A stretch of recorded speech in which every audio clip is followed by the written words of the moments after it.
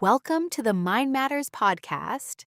In this episode, we explore the development of psychosocial and emotional skills in educational settings, in light of the European Framework for Personal, Social, and Learning to Learn, LifeComp, developed by the European Commission.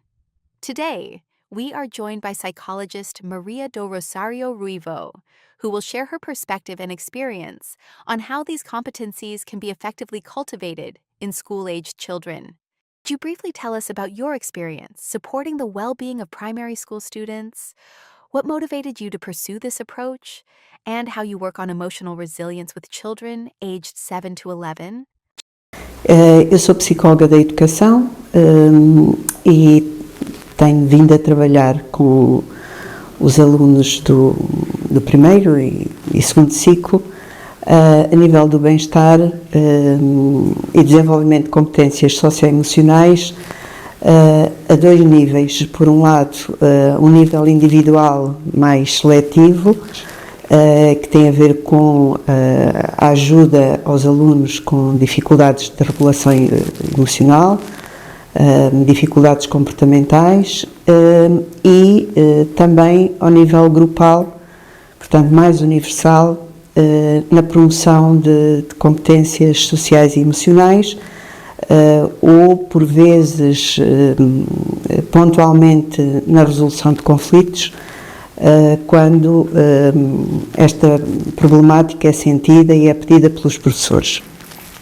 O que é que me motiva e me inspira a desenvolver ou a implementar esta abordagem? Por um lado, o facto de considerar que o desenvolvimento de competências socioemocionais faz parte do desenvolvimento global do aluno,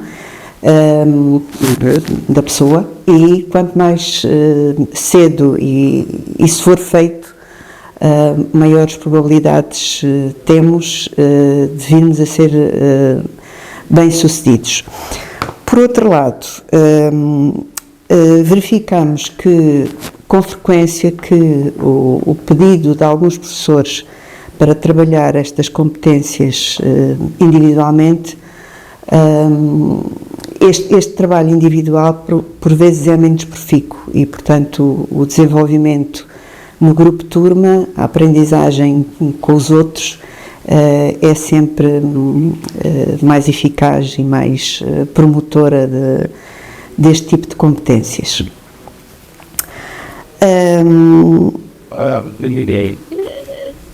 O que é que significa resiliência emocional? Eu não sei se esta resiliência, se a resiliência diz respeito à resiliência do professor ou do técnico ou à resiliência dos alunos. Então, se calhar é melhor falar das duas. Relativamente à resiliência do adulto, seja técnico ou professor, eu penso que ela deve assentar sempre no trabalho cooperativo, na partilha de experiências. Quanto mais isolamento, menos resiliência, e também no autocuidado, em estratégias de autocuidado, que cada vez mais quem lida com pessoas e quem lida com idades tão desafiantes deve ter em conta.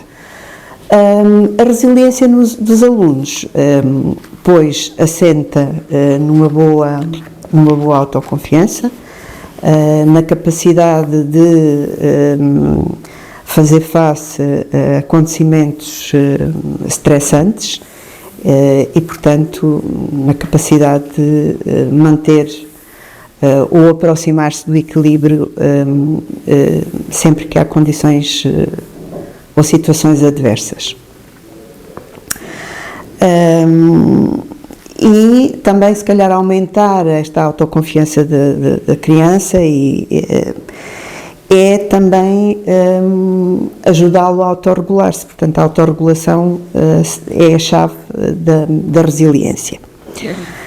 Activities or approaches do you consider most effective in helping students regulate their emotions, feel emotionally safe, develop flexibility and resilience? And how do you see the role of technology in their emotional lives more as a support or as a risk?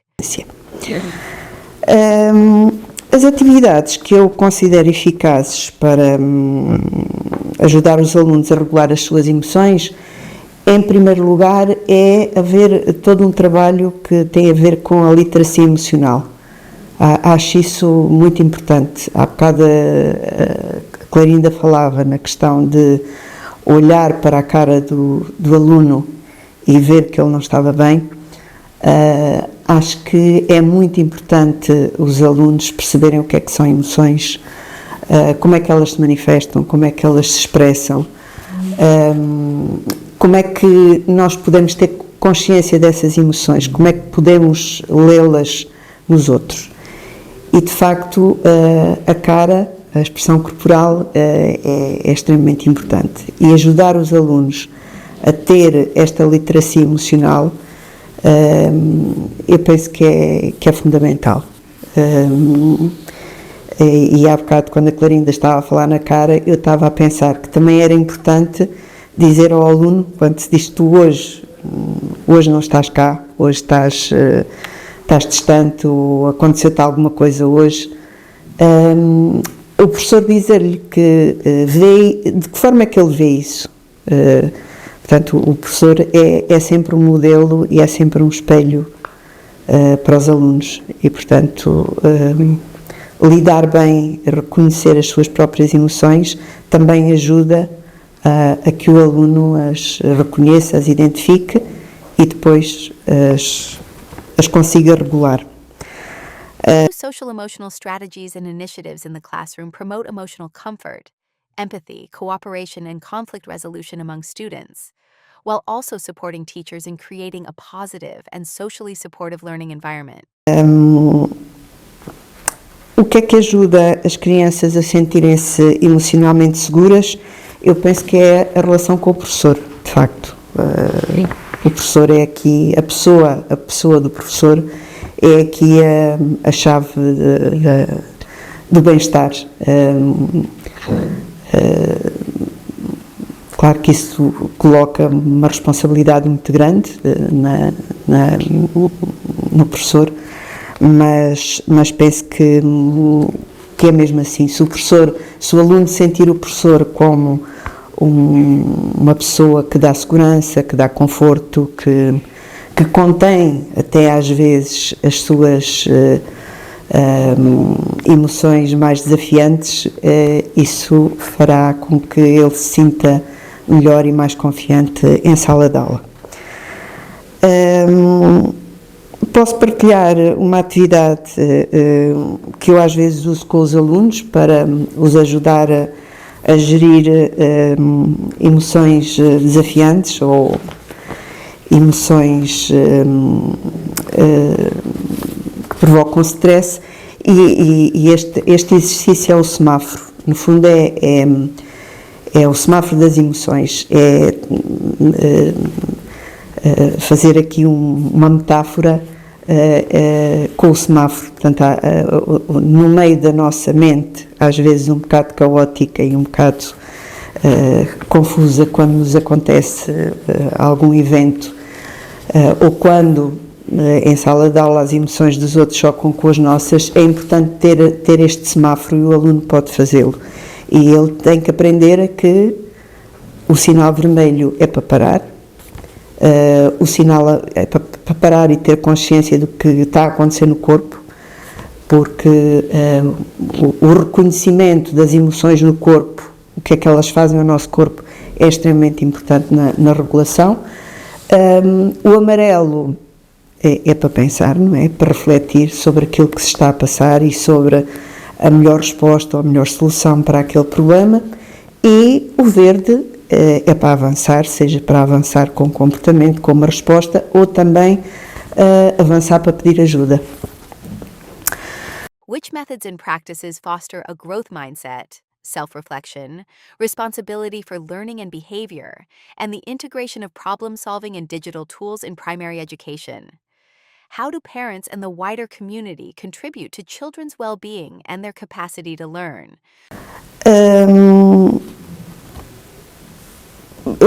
Como promover a flexibilidade e a resiliência dos alunos? Eu penso que a comunicação é a chave de tudo isto. É encontrar espaços na turma em que cada um possa expressar as suas opiniões, mas também aprender a ouvir os outros e a respeitar a opinião dos outros e a argumentar e a contra-argumentar. Penso que aqui o trabalho ao nível da comunicação é muito importante. Como é que eu vejo o papel da tecnologia na vida emocional? Claro que pode funcionar como apoio e como risco, eu acho que é as duas coisas, mas se calhar os riscos podem ser minorados se houver uma boa supervisão por parte dos adultos. Se não houver, claro que os riscos são muito grandes, como toda a gente sabe. Na área social, como ajudar as crianças a cooperar e a resolver conflitos, como já disse, estas competências socioemocionais podem e devem desenvolver-se no dia-a-dia. Aproveitar situações reais na turma é muito importante, porque há todo o envolvimento que permite um trabalho mais aturado e mais benéfico, mais profundo. Desenvolver estratégias de resolução de conflitos baseadas na comunicação, saber ouvir, o expressar-se de modo assertivo, o saber expressar emoções e sentimentos. Eu penso que isto ser feito in loco, quando acontece, é muito vantajoso. Claro que podem arranjar-se depois outros espaços para fazer isto, mas de facto o aproveitar as situações cotidianas é muito importante. Claro que estas estratégias promovem a empatia entre os alunos, promovem, de facto, porque vão-se desenvolvendo circuitos de regulação emocional completamente diferentes. É um trabalho lento, é um trabalho que não se vê frutos logo, assim como em qualquer aprendizagem, mas quanto mais cedo e quanto mais precoce for a idade em que estas competências se vão desenvolvendo, maiores probabilidades temos que estes circuitos de regulação se vão aprofundando. E depois é assim, até aos 11 anos os alunos também estão muito mais receptivos para todas estas questões do que depois mais tarde, em que o trabalho a nível emocional se complexifica mais. Qual o papel que a cooperação e a empatia desempenham na escola? Eu penso que o nosso agrupamento se fazem muitas atividades a este nível. A cooperação e a empatia são termos consignados no projeto educativo e que há todo um conjunto de ações que se vão fazendo a nível interdisciplinar, a nível grupal, de aproximação à comunidade que vão neste sentido. Como é que esta iniciativa apoia os professores na gestão de conflitos e na construção de um ambiente de sala de aula positivo? Eu acho que estes projetos são sempre a oportunidade das pessoas a pararem,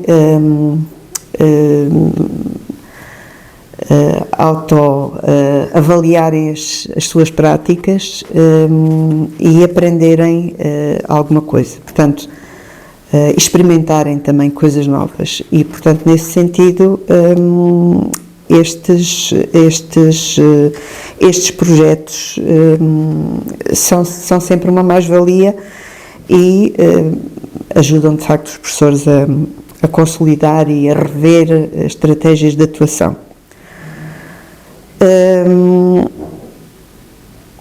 Como é que os professores podem apoiar o crescimento emocional e social das crianças. Eu penso que, já disse, o professor é um modelo e, de facto, em primeiro lugar, pela pessoa que é, pela consistência dos seus comportamentos, das suas atitudes, pela sua capacidade de comunicação, a capacidade de ouvir, a capacidade de empatizar com o aluno, com a turma, a capacidade de fazer da sala de aula um espaço seguro onde todos possam ter voz. E, portanto, aqui é muito importante a formação contínua,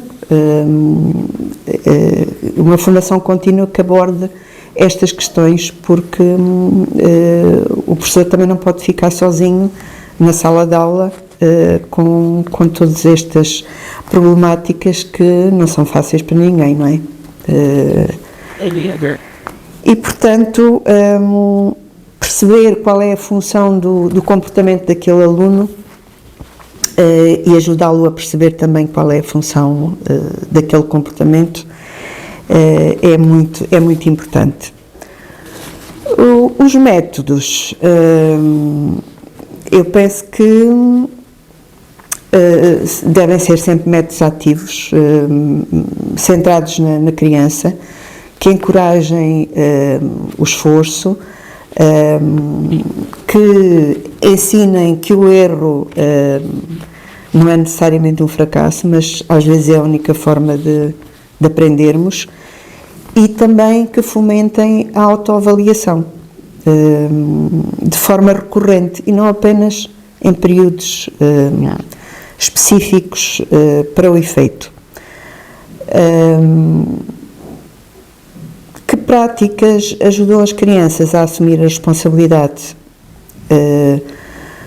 Para mim, são práticas que desenvolvam a autonomia e que a reforcem, com regras claras e exigências adequadas às competências dos alunos. Como a Clarinda disse há pouco, também estas regras devem ser feitas colaborativamente com os alunos, mas não esquecendo que o professor é o adulto e, portanto, é ele que orienta todo o processo de aprendizagem. Como é que eu integro a resolução de problemas ou ferramentas digitais na aprendizagem? De facto, eu penso que há bocadinho se falou no risco ou na oportunidade destas ferramentas digitais. Claro que elas são importantes, mas há uma parte deste trabalho que, para mim, se calhar, como já vivi várias reformas no ensino,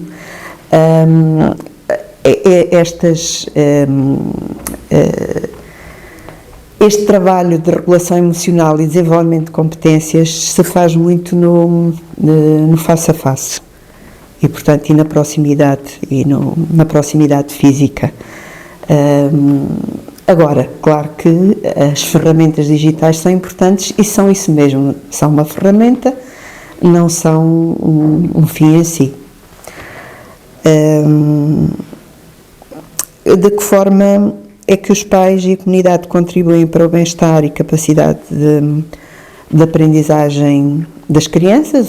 Os pais são sempre a outra face da educação e de facto, família e escola devem estar sempre de frente e não de costas voltadas e, portanto, penso que o trabalho que é feito na escola deve ser muito partilhado na família, que a família, quando necessário, deve ser chamada a intervir na escola e, portanto, é esta inter-relação que faz com que o desenvolvimento tenha melhores possibilidades de acontecer de uma forma harmoniosa e boa.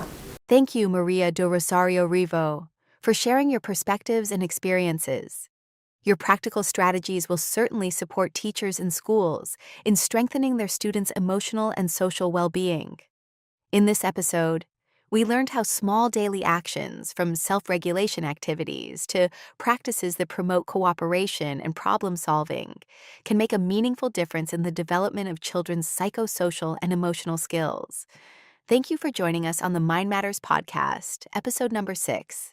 We also invite our listeners to explore the collection of good practices on this topic, available on the interactive map developed by the Mind Matters project partners.